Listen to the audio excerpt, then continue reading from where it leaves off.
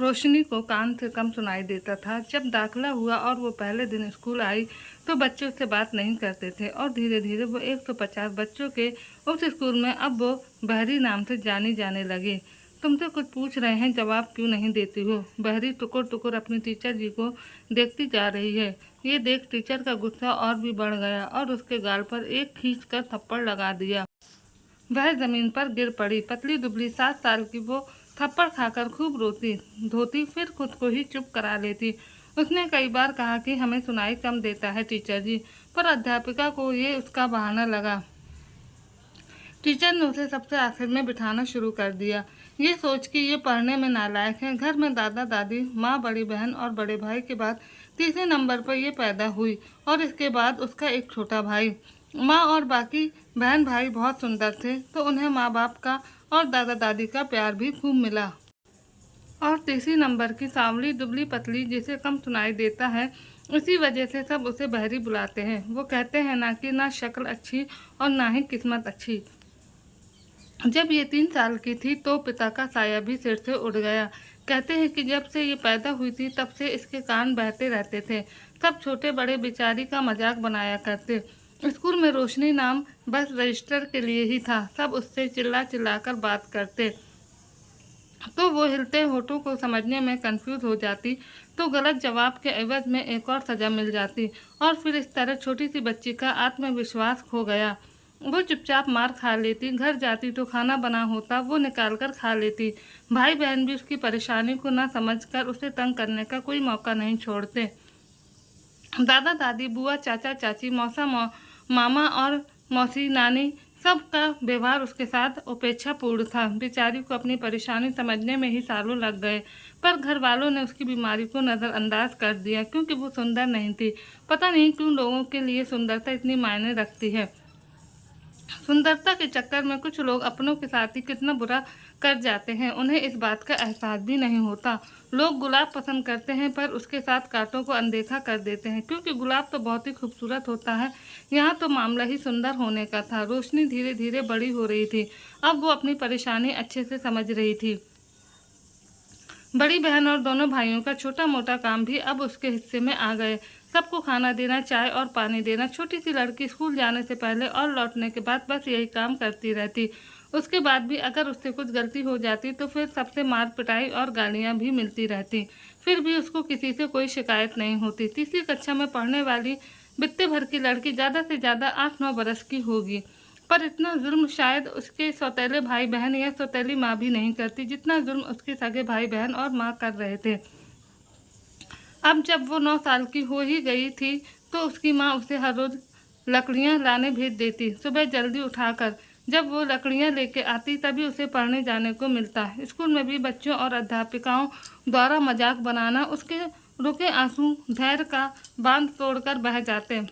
फिर एक दिन बच्चों के नाना नानी ने समझाया कि बहरी को एक बार बड़े अस्पताल से दिखा लाओ, क्या पता थोड़ी बहुत ठीक ही हो जाए, नहीं तो इससे शादी कौन करेगा और अगर शादी नहीं हुई तो सारी जिंदगी तुम्हारी छाती पर मूंग डलेगी और तुम लोगों को दुखी करती रहेगी। जिंदगी भर तुम लोग ऐसे ही करते करते मर जाओगे। उन लोगों की कैसी की भी भावना रही हो, पर कम से कम उनके मन में विचार तो आया इसका इलाज करवाने का। वो अभी 10 साल की ही थी जब उसके एक कान का ऑपरेशन हुआ। दूसरे कान का ऑपरेशन 6 महीने बाद करवाने के लिए आने को कहा। कान में सुनने की मशीन भी लगा दी गई। धीरे धीरे वो सुनने लग गई, पर बहुत कम। फिर भी कुछ नहीं थे तो कुछ तो सुनने लगी थी। इतना ही उसके लिए बहुत था। उसके दोनों भाई बड़ा विनय और छोटा अजय को पढ़ाने के लिए एक स्कूल का टीचर आने लगा तो रोशनी को भी उसकी माँ ने पढ़ाने को कहा। अध्यापक थोड़े सख्त मिजाज थे पर पढ़ाते बहुत अच्छे से थे। धीरे धीरे रोशनी की गाड़ी पटरी पर आने लगी थी। उसका दूसरा ऑपरेशन कराने का किसी को ख्याल ही नहीं आया। बड़ी बहन ललिता बहुत होशियार थी तो वो खुद ही पढ़ लिया करती। पढ़ने के बाद बहरी की ड्यूटी लगा दी गई रोटी बनाने की। 10 साल की लड़की रोज रोज रोटी बनाती और उसके छोटे छोटे हाथ रोज जल जाते। उस पर बहरी की माँ कहती, जाने कौन से पाप किए थे जो भगवान ने तेरी जैसी को मेरी बेटी बनाकर भेज दिया। मैं तो बहुत ज़्यादा परेशान हो गई हूँ तुझसे। कभी कभी तो मेरा मन करता है काट के नदिया में बहा दूँ तुझे। डॉक्टर ने मना भी किया था कि लड़की को तेज आवाज़ों या शोर से बचा कर रखना, पर यहाँ तो सुबह से ही बेचारी पर गालियों की बौछार शुरू हो जाती। सुन लिया करती थी वो सर नीचे करके सब सुन लिया करती थी। ब्याह शादी में सब तैयार होकर जाते, पर उसे साथ ले जाने में परिवार को शर्म आती थी। उसकी माँ उससे कहती, मेरी बाकी तीनों बच्चे इतने सुंदर हैं, कोई तुझे वहाँ देखेगा तो हमारे बारे में क्या कहेगा। तुझे वहाँ ले जाकर मुझे अपनी बेइज्जती नहीं करवानी। दोपहर बाद जब सब बच्चे इकट्ठे होकर कोई ना कोई खेल खेलते, बुजुर्ग गपियाते हुए झुंड में बैठ जाते, तो वो रात के खाने की तैयारी माँ के साथ करवा रही होती। बड़ा बहन अपने झूठे बर्तन भाई उसके आगे सरका कर उठ खड़ी होती। रात के बर्तन साफ करवा कर ही उसे बिस्तर पर मिलता, या फिर जब 1 घंटा ट्यूशन पढ़ने बैठती, बस वही आराम था उस बच्ची के लिए। रोशनी की पढ़ाई तो फिर भी ठीक चल निकली। स्कूल में हमेशा घबराई सी रहती, और वो अब किसी के साथ खेलने की या बात करने की कोशिश भी नहीं करती थी, क्योंकि सबने उसका बहुत ज़्यादा मजाक बनाया। इसलिए उसने अब शांत रहना सीख लिया था। चुपचाप एक कोना पकड़कर बैठ जाती। कोई एक लड़की नहीं थी जो उससे बात करती या उससे साथ खेलने के लिए आए। सोचकर उसका मन भर आता था। बस्ते को पीठ पर लटकाए नीचे देखते हुए चुपचाप स्कूल से घर और घर से स्कूल जाती। एक दिन स्कूल में कोई सवाल टीचर ने ब्लैक बोर्ड पर लिख कर हल करने को कहा, तो रोशनी के हाथ ऊपर किया। वो जवाब जानती थी, इसलिए उसके चेहरे पर आत्मविश्वास दिख रहा था। टीचर ने देखा तो उसे बुलाया और उसने सही जवाब लिखा। तब भी टीचर ने उसे नाम से नहीं बुलाकर कहा, बहरी तू तो बड़ी बहुत होशियार हो गई रे, शाबाश। टीचर ने सबको ताली बजाने को भी कहा। आज जब सब बच्चे उसके लिए तालियां बजा रहे थे तो उसे बहुत अच्छा लगा। आज उसके चेहरे पर हल्की सी मुस्कुराहट आ गई थी। भले ही सुनाई कम दे रहा था, पर समझ वो सब कुछ रही थी अपनी टीचर के चेहरे का भाव कि वो खुश है। आज बहरी खुशी खुशी घर आई। वह मन ही मन में सोचने लगी कि आज वह माँ को सब कुछ बताएगी कि स्कूल में क्या क्या हुआ, जिसे सुनकर शायद उसकी माँ खुश हो जाए। पर उसकी माँ ने कहा, दाल रखी है, जा अपने लिए रोटी सेक ले और 5-6 रोटी ज़्यादा ही सेक कर रख दे। तेरा भाई भी आकर रोटी खा लेगा। बेचारी की आधी भूख ऐसे ही मर गई होगी। चूल्हा जलाया, फिर रोटी बनाई। उसकी बड़ी बहन और भाई का दोपहर का स्कूल था, तो खाकर जाते थे। गांव में तमाम ऐसे घर थे जहां माँ अपने बच्चों को गर्म गर्म खाना खिलाकर ही खुद खाती थी। बहरी की किस्मत में ही शायद भगवान ने सबके हिस्से के दुख डाले थे। फिर एक दिन वो जब स्कूल से आई तो बहुत उदास थी। आंखें लाल और सूजी हुई थी। धीरे धीरे कदम उठा रही थी। वक्त बहुत ख़राब चल रहा है। ऊपर से ये ना समझ लड़की ना ही सही से बोलती है और ना ही ठीक से सुन पाती है। कहीं कुछ गलत तो नहीं हुआ इसके साथ। उसकी माँ तेज दहाड़ी, मुँह में दही जमा कर रखा है, क्या करम जली, कुछ तो बोल दे, क्या हुआ बताती है या गरम चिमटा दागू तेरी जबान पर। बहरी पेट पकड़कर अंदर चली गई। ये पहली माहवारी का दर्द था। लड़की बड़ी हो गई है, ये उसकी माँ समझ गई थी। इसलिए अगले दिन फ्रॉक की जगह सलवार कमीज पहन स्कूल जा रही थी। 2-4 दिन उसके घर से उस पर चिल्लाने की आवाज़ें कम आई, लेकिन उसके बाद फिर वही हाल। आस पड़ोस के लोग भी कहते, बहरी की नैया पार होना तो बड़ा ही मुश्किल है। घर के काम सीख लेगी तो कल को भाभीियों को मदद करेगी तो ज़िंदगी बिताना थोड़ा आसान हो जाएगा उसके लिए, वरना तो नरक बन जाएगी इसकी ज़िंदगी। माँ को भी उनकी बात सही लगी। रोशनी के बुरे दिन दूर दूर तक ख़त्म होते नहीं दिख रहे थे। सब कुछ होते हुए भी ज्योति को सूखे पत्ते और लकड़ियाँ लाने भेजा जाता, जबकि वो आधुनिक गैस चूल्हा ले सकते थे। बड़ी बहन ललिता से 8 साल बड़ी थी। वो 12वीं पास हो गई और एक पेपर देकर शिक्षा मित्र भी बन गई। जल्दी पास के गांव में उसकी सगाई पक्की हो गई। लड़की सरकारी नौकरी और ऊपर से खूबसूरत थी, तो लड़के वाले भी पैसे वाले थे। लड़का उतना सुंदर तो नहीं था, पर तब लड़कों की सुंदरता इतनी मायने नहीं रखती थी जितना उसका घर बाहर और समाज में इज्जत। ललिता की सगाई हो गई तो उससे कोई काम नहीं करवाया जाता और वो अपने रंग रूप संवारने में लगी रहती। धीरे धीरे करके कुछ दिन गुजर गए और फिर बहन की शादी का समय आ गया। बहन की शादी हो गई और वो पराए घर चली गई। रोशनी जब तक 8वीं में थी तब तक ट्यूशन टीचर आते रहे। उसके बाद वो खुद ही पढ़ लेती थी। वो अच्छे नंबरों से पास हो रही थी तो 1-2 सहेलियाँ भी बन गई। हालांकि मजाक उड़ाने में वो भी पीछे नहीं रहती। बड़ी बेटी की शादी कर माँ ने चूल्हे चौके से सन्यासी ले लिया था। उसकी माँ ने सारा का सारा भार रोशनी पर डाल दिया था। स्कूल जाने से पहले और आने के बाद घर के सब काम रोशनी के हिस्से। किसी को चाय तो किसी को पानी तो किसी को कुछ देने के चक्कर में अक्सर गलती हो जाती। मजाक तो सब बनाना नहीं भूलते, पर ये भूल जाते कि वो जल्दी जल्दी बोली गई बात नहीं समझती। बस हाथ उठाने को सब तैयार रहते।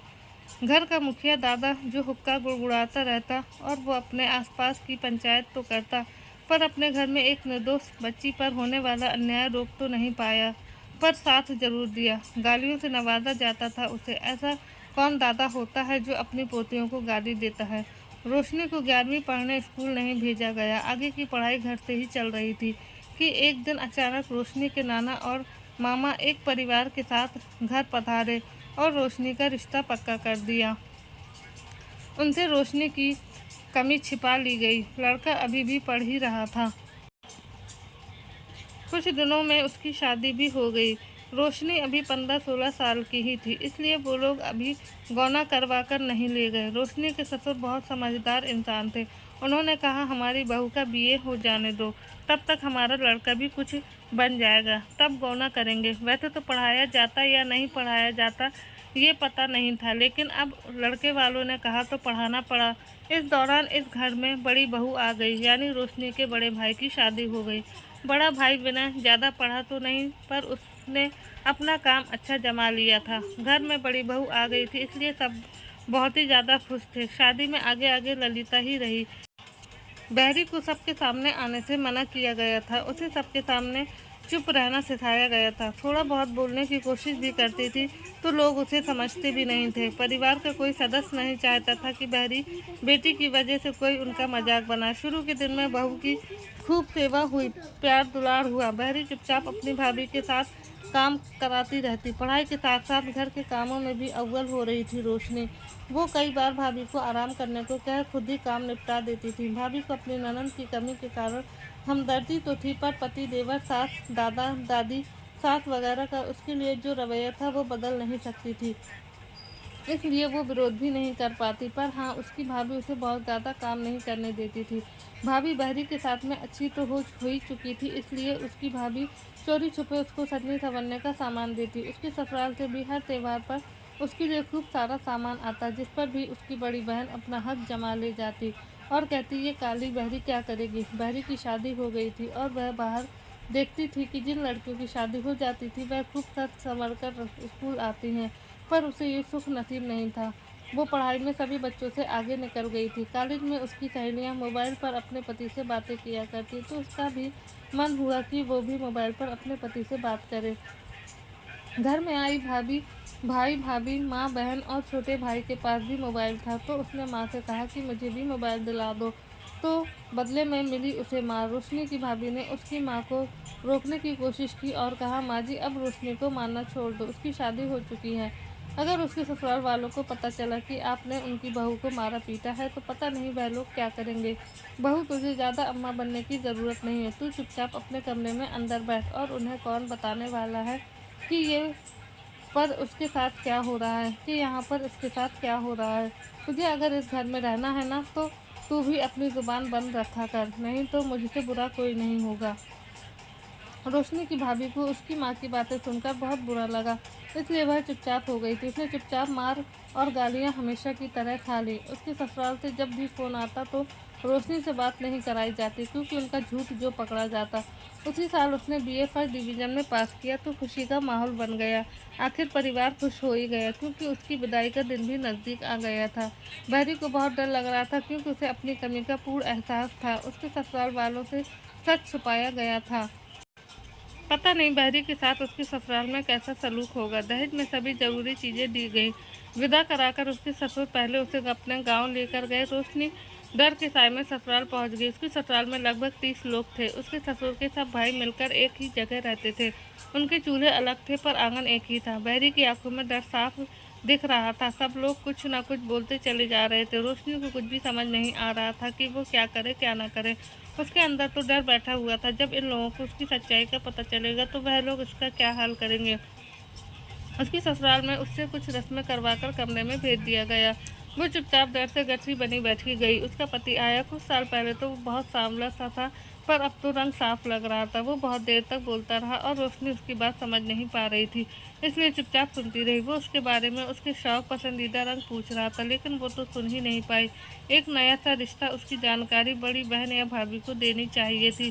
किसी ने कुछ बताया समझाया नहीं तो नतीजा क्या निकलता। पति को लगा रोशनी ये रिश्ता बनाना नहीं चाहती, इसलिए अगले ही दिन वो नाराज़ होकर शहर चला गया, वापस अपनी नौकरी पर। शादी के 2 दिन बाद उसकी 2 शादीशुदा नंदे वापस चली गई। रोशनी को सारा दिन कोई कुछ ना कुछ कहता रहता और वो ठीक से ना सुन पाने की वजह से चुप ही रहती। कई बड़ी बूढ़ी औरतें उससे नाराज़ हो गई। ससुर जी में धैर्य था, उन्होंने अपनी एक बेटी और बेटे के साथ रोशनी को शहर भेज दिया। उसके पति मोहन के पास कुछ दिन बाद सास ससुर भी आ गए। झूठ ज़्यादा दिन नहीं चलता, वो लोग रोशनी से मांगते कुछ, वो दे कुछ और देती। सास तो सास होती है, जब माँ अपनी नहीं सम हुई तो सास तो थी ही पराई। उसे ताने और तिरस्कार तब यहाँ भी मिलता रहा।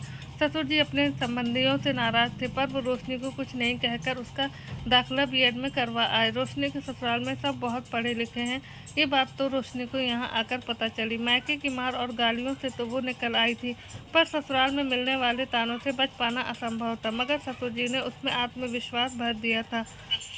वो अपनी कमी को दूर नहीं कर सकती थी, पर सबकी पसंद नापसंद जानकर सब काम समय पर करती रहती। कोई कुछ भी कहता वो हंस देती। धीरे धीरे मोहन का मन बदल रहा था, वो रोशनी की तकलीफ को समझने लगा। अब उन दोनों में बातें लिखकर होने लगी, मोबाइल पर संदेश से होने लगी, तो सब कुछ बेहतर हो रहा था। मोहन उसे बहुत बड़े डॉक्टर के पास ले गया, तो डॉक्टर ने बताया कि ज़्यादा कुछ नहीं किया जा सकता, क्योंकि जिस कान का ऑपरेशन रह गया था वो अगर समय से होता तो सुधार संभव था।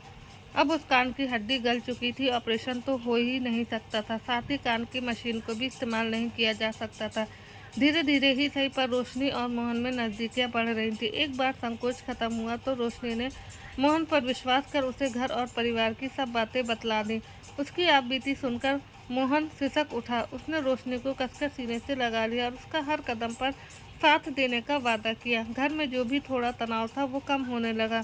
जब रोशनी की सास ने देखा कि उनका बेटा अपनी पत्नी के साथ खुश है, तो उन्होंने पूरे दिल से रोशनी को अपना लिया। घर का माहौल और मोहन के साथ ने रोशनी के मन और तन के घाव भी भर रहे थे। बीएड के बाद रोशनी नौकरी तो कर सकती थी, और मोहन या घर में किसी को उसके जॉब करने से कोई एतराज़ नहीं था, मगर उसका कम सुनना और बातों को जल्दी न समझ पाना किसी काम को करने में बाधा बनने ही, इसलिए उसने नौकरी न करने का फैसला किया। उसके इस फैसले का भी सबने सम्मान किया। रोशनी ने तो कभी सपने में भी नहीं सोचा था कि उसको अपनी ससुराल में इतनी खुशियाँ मिलेंगी। धीरे धीरे करके उसका डर भी खत्म हो गया था। बहरी ने अपना पूरा बचपन तकलीफ में गुजरते हुए देखा था। जब वो अपने गांव वाले ससुराल जाती या फिर रिश्तेदार आते तो बातों ही बातों में उसे सुना जाते, पर रोशनी अनसुना कर उनकी खातिरदारी में लगी रहती। मोहन ग्राम विकास अधिकारी बन गया था। वो और घर के लोग कोशिश करते कि जब रोशनी से बात करें तो बहुत जल्दी ना बोलें, जिससे वो बात को ठीक से समझ सके। घर में तेज़ आवाज़ में कोई टीवी भी नहीं चलाता और ना ही तेज़ आवाज़ में बोला जाता।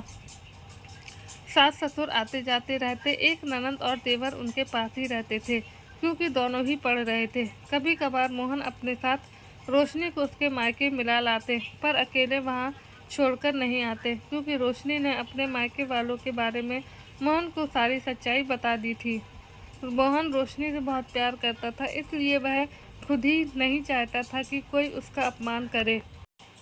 लेकिन दामाद जी का व्यवहार उनकी बेटी के साथ अच्छा देखकर रोशनी की माँ और भाइयों का व्यवहार भी बदल रहा था। एक बार जब रोशनी को उसके छोटे भाई ने मोहन के सामने दीदी या नाम न लेकर बहरी कह दिया, तो मोहन को बहुत गुस्सा आया और उन्होंने पूरे परिवार को खूब सुनाया, जिससे सब भूल कर भी उसे उस नाम से नहीं बुलाते थे। ललिता ने अपनी छोटी बहन की ज़िंदगी में आया बदलाव छुपा नहीं था। एक तो पहले से ही वो उसकी शादी इतने पढ़े लिखे परिवार और शहर में होने से चिढ़कर बैठी थी, ऊपर से भाइयों के तेवर भी बदल रहे थे। वह बस केवल ईर्ष्या मरी जा रही थी। इधर रोशनी को पता चला कि वो माँ बनने वाली है, तो उसने घर में सबको खुशखबरी दी। पूरा घर रोशनी को पलकों पर बिठाकर रखता। कुछ दिन बाद उसने एक नन्ही सी परी को जन्म दिया। सुना था कि कूड़े के ढेर के भी दिन बदलते हैं, केवल धैर्य रखना चाहिए। हम तो फिर भी इंसान हैं, हमारा कल आज से बेहतर होगा, बस यही सोच हमें कभी जीवन में